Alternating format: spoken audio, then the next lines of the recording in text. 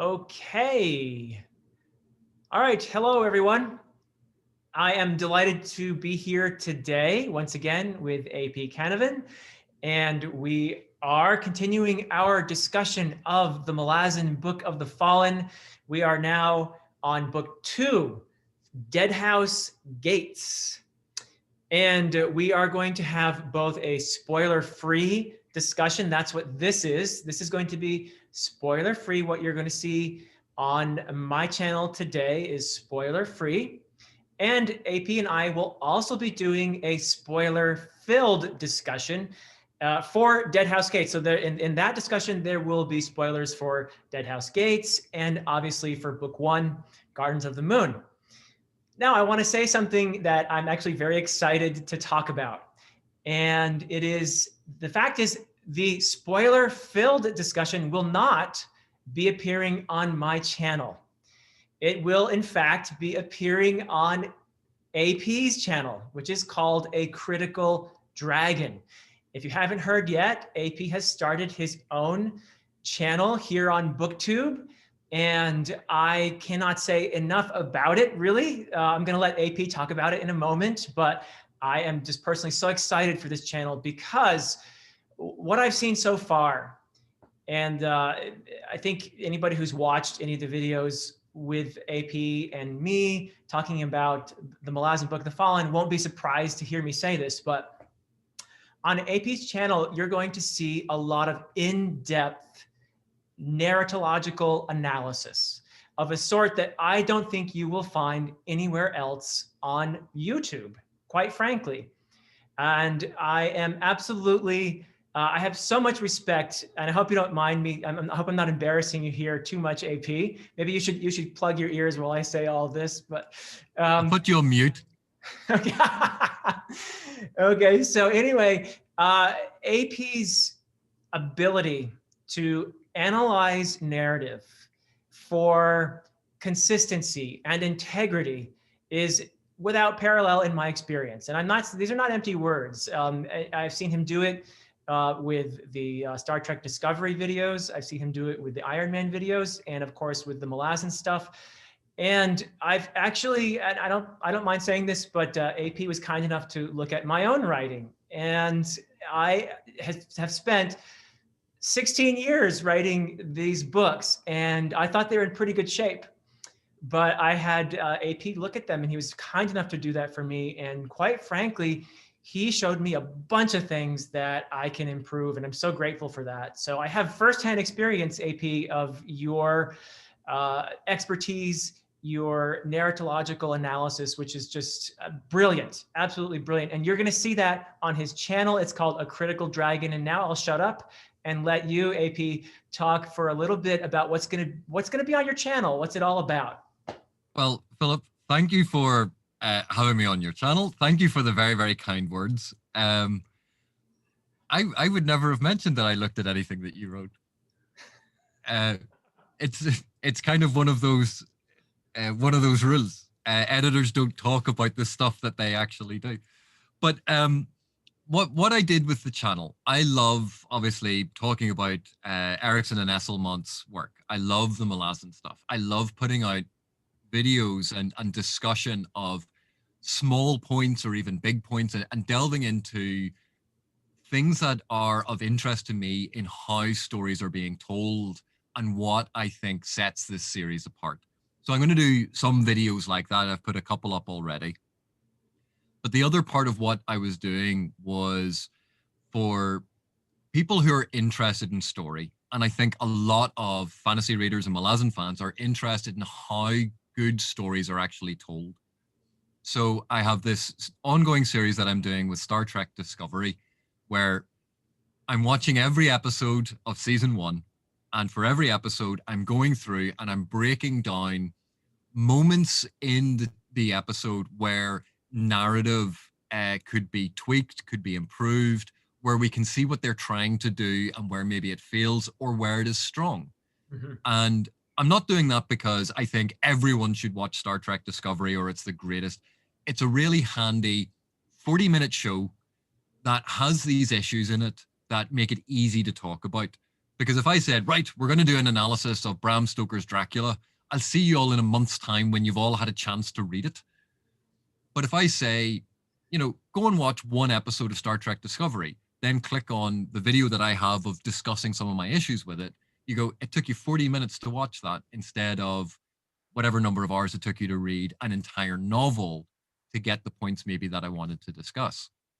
Right. So I do that, and I've been trying to pick popular TV shows like Discovery, which, it's a well-known show. I did a trilogy of videos on Iron Man. I think the third one comes out on Monday.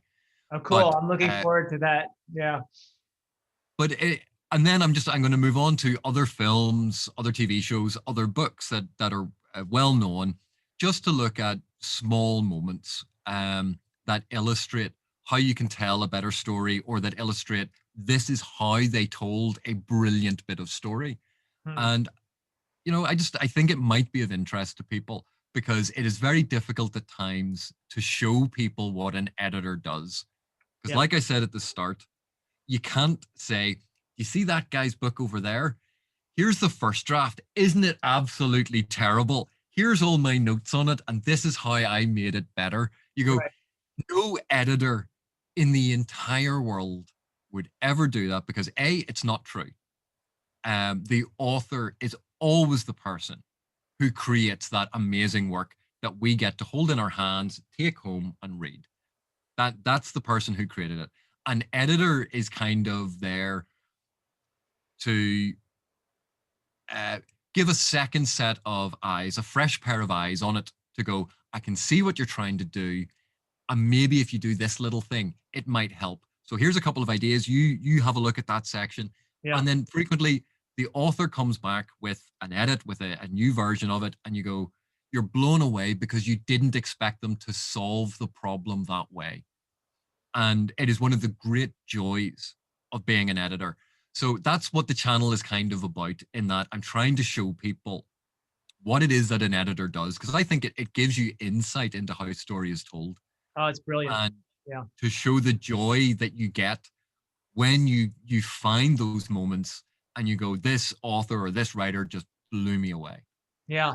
So if you are interested in how stories work as a reader who enjoys analyzing these things, and I would say especially if you're interested in writing yourself, check out AP's channel, A Critical Dragon. And I will put a link in the description below to his channel. And once again, our spoiler talk. And this is, by the way, not just true for Deadhouse Gates. From now on, every book that we talk about, the 10 books of the Malazan Book of the Fallen, the spoiler-free portion of our discussion will be on my channel.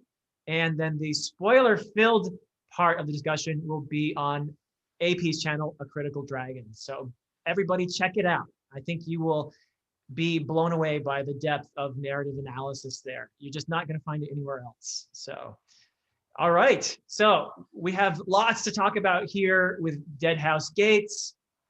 And I made the mistake. Yeah? Hang on a sec. Is that the same? Do you have the same edition as me? We might actually have the same edition. Yeah. But do you have that one? No. No, I don't. I know, and yours is it's probably signed or something like that too. Yeah. Well, I very rarely do I get to show these off, because my family's not interested in it. Oh, please do. Are you kidding? I want to see this. So, ooh. Wow. Yeah. Want to get so that's it. Brilliant. Who's that artist? Wow. These are the Subterranean Press editions of the books, and they have some. Okay, I've heard of those, never actually even touched one. Yeah, well, you're not going to get to touch these. I like you, Philip, but not that much. Not that much. There are certain limits here to friendship, I guess. So yeah. So all right, well, fair enough. But yeah, so I made the mistake of finishing this morning, and I'm still feeling shell-shocked. I am still in this weird place of being, I don't know, feeling just scoured and at the same time elevated. So it's just this wonderful thing you feel when you finish a great book. But let me ask you this. going from Gardens of the Moon to Deadhouse Gates, Yeah. did you feel on finishing Deadhouse Gates, you set it down, no matter the sort of the emotional roller coaster, you went, I am glad I read that. Oh, yeah. I mean, it's like saying I'm glad I'm alive. Absolutely yes. Like, I mean, it was just that makes it sound like it's torturous. I'm glad I survived. well, there are some moments of suffering in there. I think it's fair to say. But like I said, I also feel incredibly elevated with this and with I mean, there's some brilliant themes in here that we can just mention what the themes are, I think, in our non-spoiler part, and then we can go into more Yeah. detail later.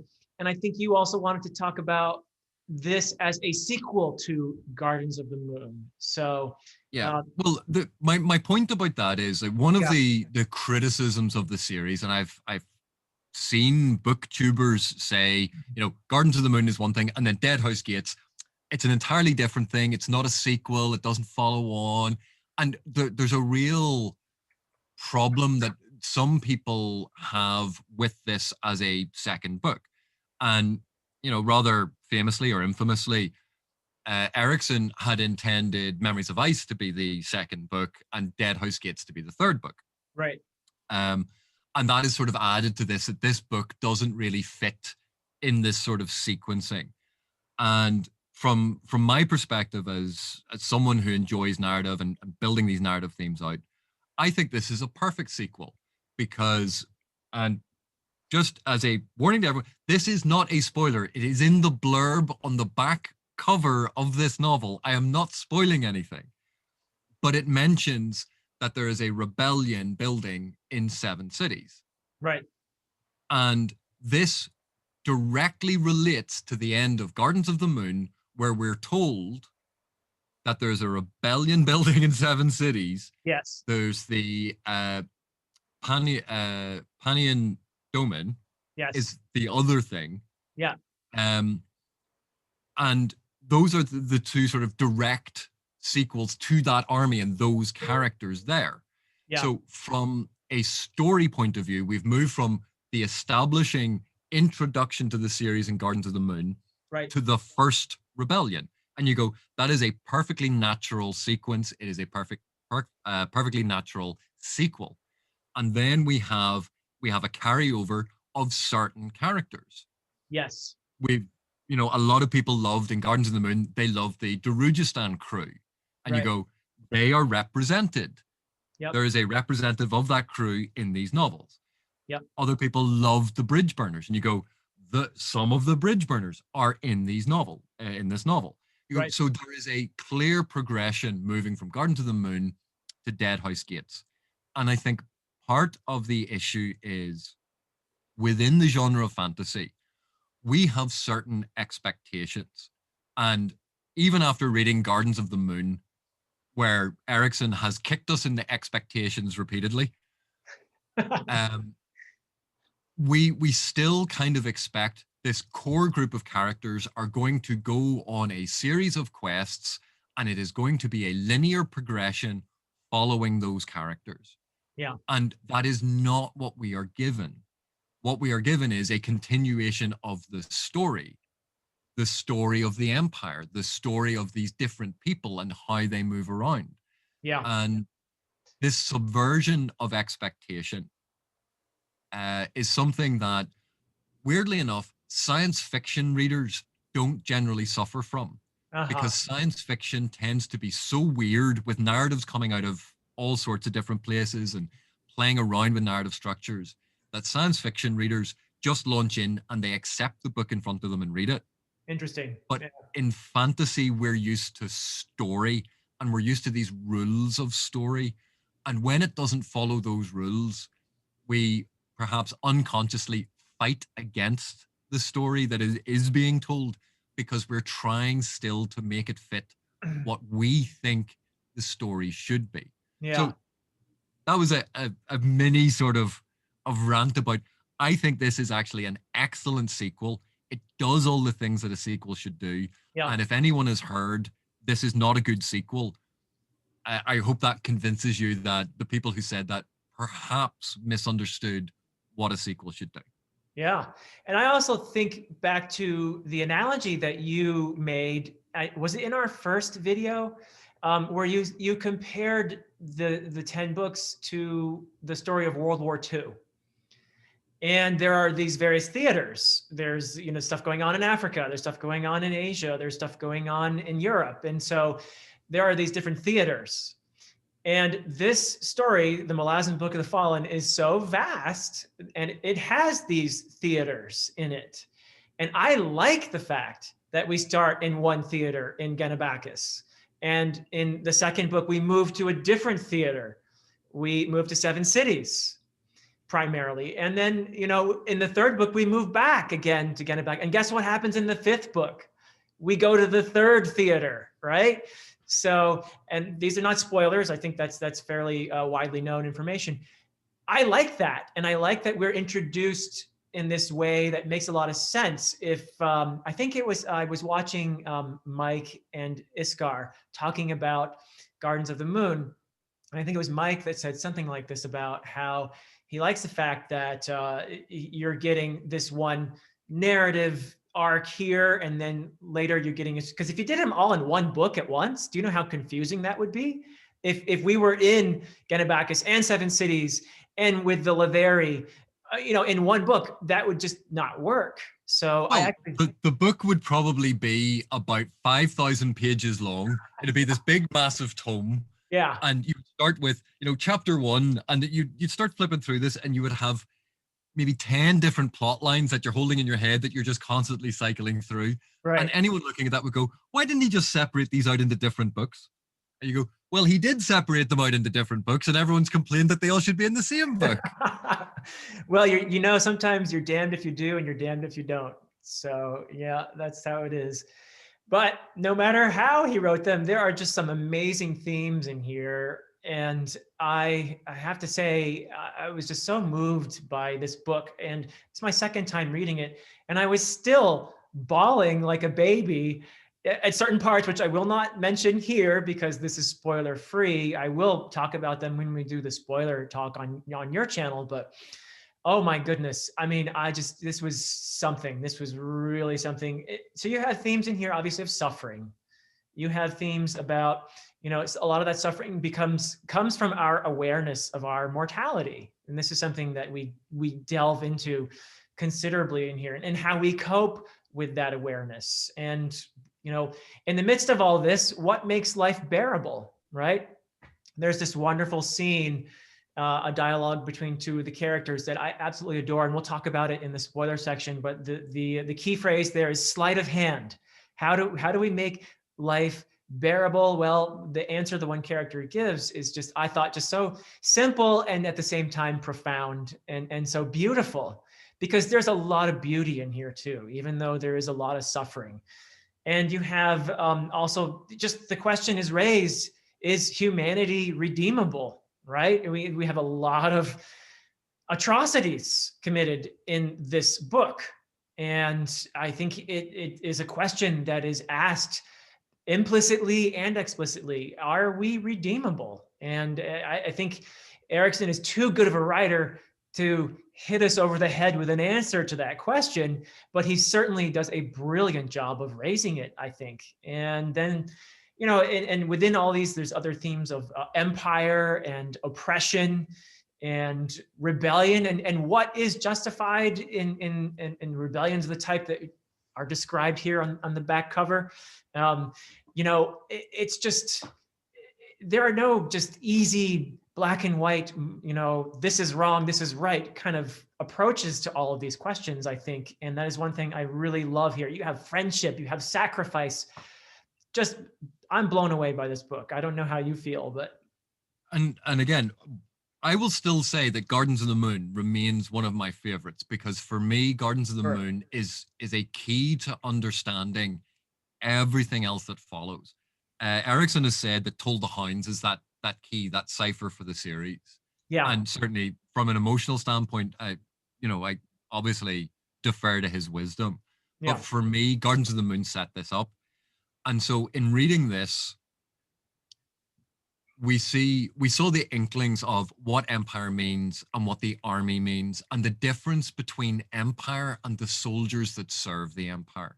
Yes. And in this book, there is a much greater focus on the military, on who they are, what they are doing, and why they do it. Yeah. And it shows, like all good literature, all great literature, it shows the highs of what humanity can achieve, Hmm. and it shows the lows of the most despicable acts that humanity will stoop to Yes. in the military context, but also in this very personal context. Because it's not just, while there are grand battles in this, and fans of military fantasy will love that sort of description of how these armies are moving around. Yeah. Um, Erikson always brings it back to the characters that make up the armies, the individuals who are there, the individuals who, for whatever reason, have ended up in that spot and in that time. And that, for me, that point of connection to a soldier, never served in the armed forces, have no conception of what it would be like to serve in the armed forces. Right. But I can still feel a connection to those characters, and I can understand in parallel, by analogy, aspects of my own life that tie into decisions that they're making, the camaraderie they feel, the sense of betrayal they feel, Yes. and the sense of outrage. Yeah. So I think those are very important themes that are explored in this, and they're a continuation of what happened in Gardens of the Moon. Yeah. And I think tied to that is a theme that emerges more and more across the series about the need for us to witness. Hmm. And great literature always shows us the human condition. And Yeah. it's by exploring the human condition and reading about it that we learn about ourselves as individuals, we learn about our societies, we learn about our own personal, cultural, religious biases.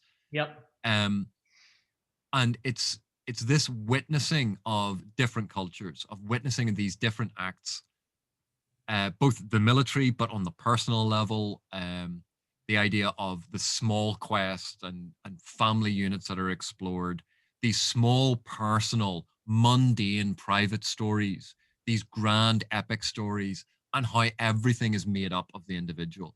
This is what's being explored here. And I think that's why this book resonates so strongly with me. Yeah. Wow. I agree with everything you just said. And you reminded me, speaking of great literature, of something that William Faulkner said. It's a very well known, I'm probably going to mess up the quote, but it's fairly well known. There's nothing worth writing about except for the human heart in conflict with itself. That's the gist of it. I probably butchered it, but nothing worth writing about but the human heart in conflict with itself. And you really see that when you talk about the soldiers. There's a moment in here, I can't go into details because we're not doing spoilers, but there's a moment in this narrative where the soldiers are basically, they are two ideals that they follow, and they are in conflict at a key moment in here.